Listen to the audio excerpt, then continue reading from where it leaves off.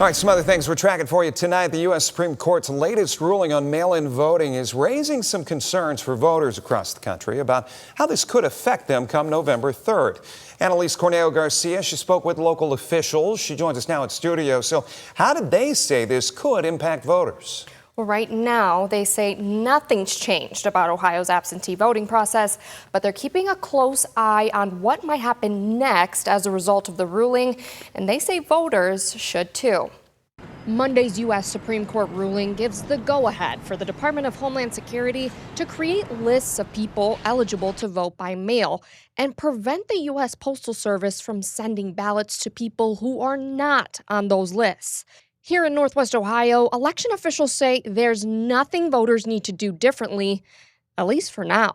We have not received a directive stating that there will be changes or what those changes will be. That means Ohio's current absentee voting rules remain in place. If you want a ballot, you have until October 27th to request one. And once you fill it out, it has to be received by your county board of elections by 7:30 on election night. It's not our plan to make any changes. We've got a stable and well understood process here in the state of Ohio. But the legal fight isn't over as federal judges in other states push back against the ruling. Particularly when it comes to absentee voting or voting by mail. You know, sometimes people hear about bad things that have happened in another state, and that confuses them because they may not realize that Ohio does things very differently. The process that we have in Ohio is trustworthy. For Ohio voters who may be questioning whether they can trust the mail-in process, LaRose says they can.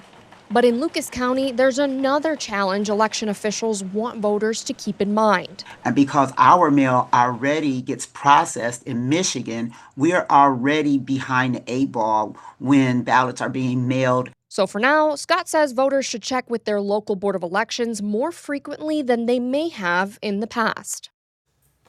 Now, LaRose says if you're still feeling a little uneasy about the election process, you can apply to be a poll worker in November through your local Board of Election office. Reporting in the studio, I'm Annalise Cornejo-Garcia, WTOL 11.